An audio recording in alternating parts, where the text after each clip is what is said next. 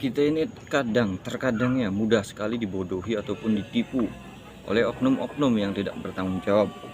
Oknum-oknum yang istilahnya mengatasnamakan dirinya itu sebagai praktisi ataupun paranormal, atau dia itu promosi bahwasanya mereka itu adalah orang-orang yang bisa mempunyai kelebihan baik dalam ilmu kebatinan, penarikan benda pusaka, gaib-gaib dan di dimensi lain di luar nalar ataupun nurul.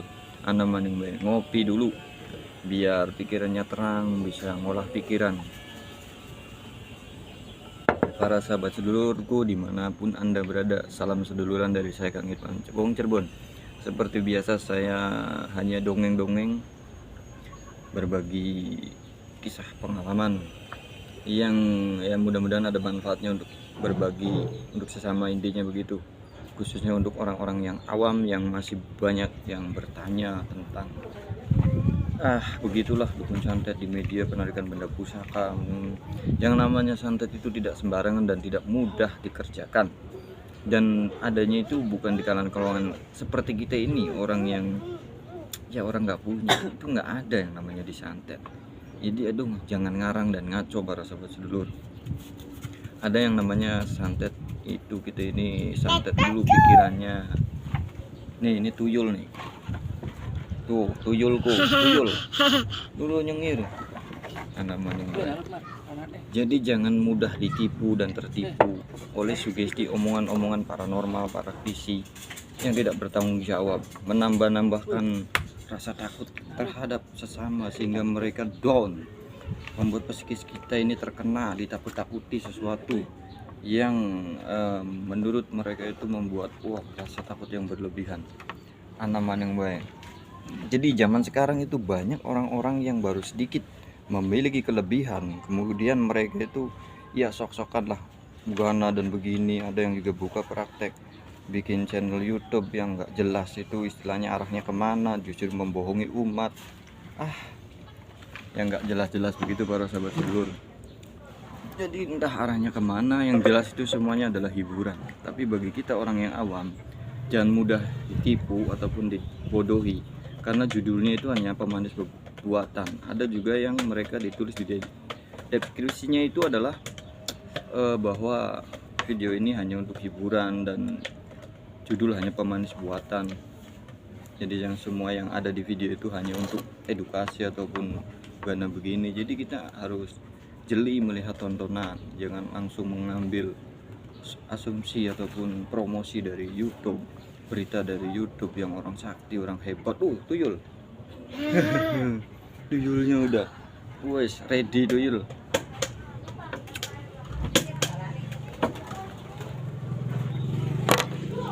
hampir sangat bosan sekali ya saya menerima omongan dari orang, berita-berita dari orang bertanya bagaimana dan begini benar atau tidak, dukun santet, perang duel dengan dukun santet, penarikan benda pusaka dan lain sebagainya. Dulu memang ada, kalau zaman sekarang itu sangat susah karena udah banyak maksiat dari ini ya, baratnya kemunculan teknologi yang sangat luar biasa.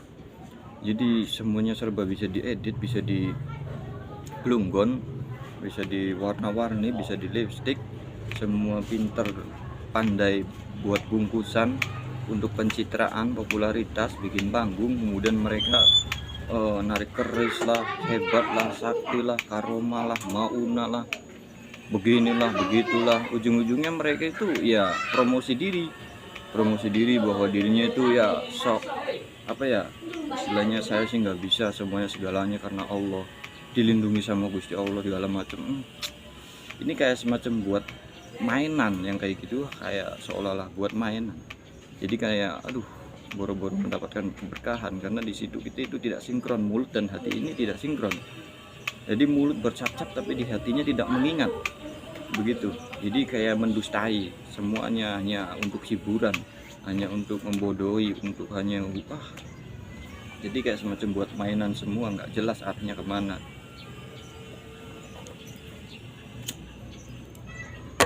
Jadi ini yang namanya perang dengan dukun santet itu di YouTube, duel dengan dukun santet, penarikan benda pusaka, baikpun gelar namanya siapa itu yang besar sudah viral di YouTube, itu bohongan para sedulur. Nggak ada yang kayak gitu, yang aslinya itu nggak benar. Jadi semua itu hanya untuk hiburan, bukan untuk ibaratnya kita ini menyembah mereka orang-orang. Karena di Indonesia itu memang saya percaya orang Indonesia itu sedikit ada yang mempunyai kelebihan, rame-rame didatengin, minta inilah itulah. Salah menyembah jadinya, salah meminta. Ini kebanyakannya Indonesia itu gampang sekali ibaratnya dibodohi orangnya tentang ilmu-ilmu gaib, khususnya orang awam ya, orang yang bodoh, orang yang ya mudah dibodohi dan tertipu lah oleh oknum-oknum. Maksudnya ada juga yang benar, praktisi yang benar, paranormal yang benar, yang membantu, berarti yang menolong, tidak memakai sugesti, tidak menambahkan sugesti, tidak menakut-nakuti. Yang namanya menambah sugesti atau menakuti itu ketika mereka menolong atau membantu, ini kena santet, ini mau kena tumbal, ini kena pocong, ini kena begitu, ini kena begini itu. Jadi dikait-kaitkan semua dengan yang namanya gaib. Nggak ngerti tujuan mereka apa. Jadi kan orang yang sakitnya ini ditakut-takuti ataupun keluarganya percaya karena apa yang ngomongnya itu paranormal dan orang yang praktisi, katanya orang ngerti, orang hebat. Nggak taunya yang orang nggak jelas menyampaikan, orang nggak jelas ya begitu, asal nyampein nggak hati-hati, nggak teliti.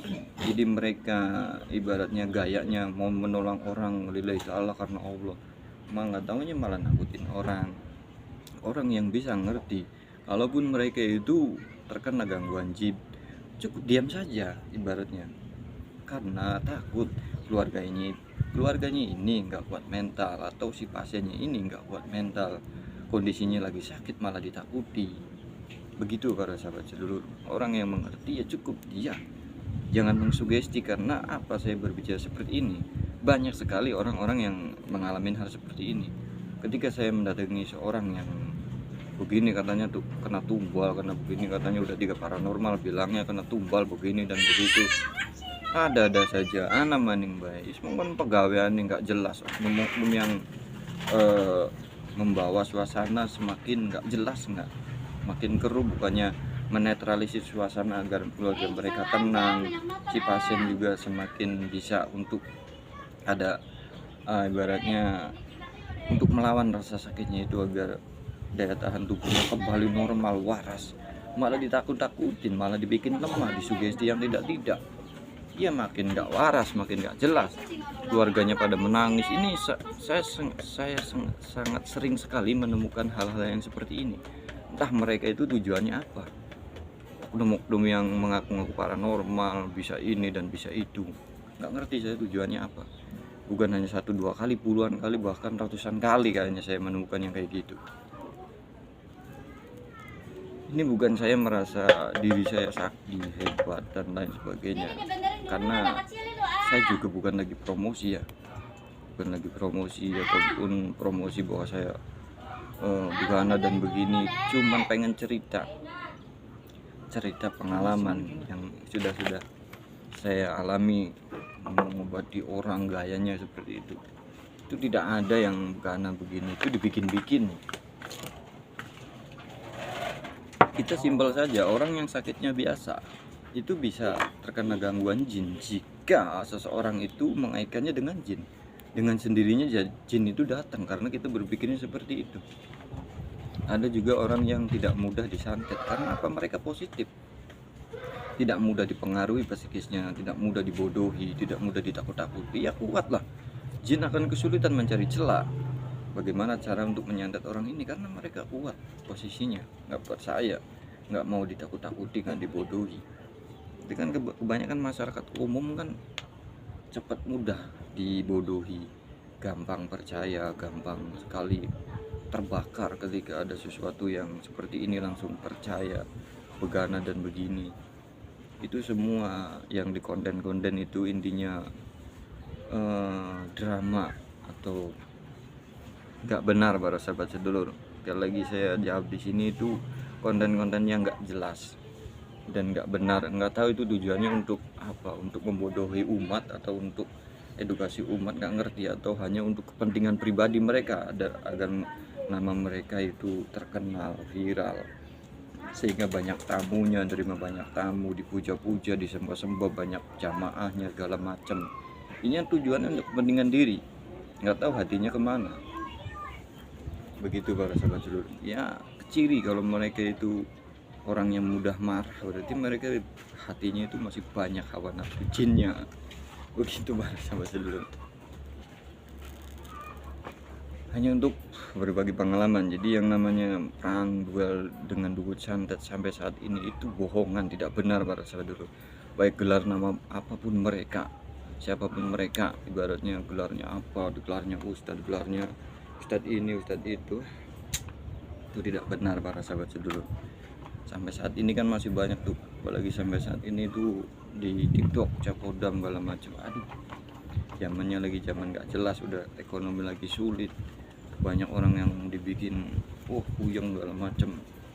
Nah, memang lagi zamannya nih, ekonomi lagi dibikin orang itu ngeluh tentang ekonomi, ngurusin yang kayak gini lagi, ujung-ujungnya usaha bangkrut, disangkanya ada yang ngerjain, ada yang begini, sakit sedikit ada yang ngerjain. Ini karena kerjaan orang-orang yang nggak jelas, oknum-oknum yang selalu memberikan sugesti yang tidak waras, sehingga omongan ini berlaku.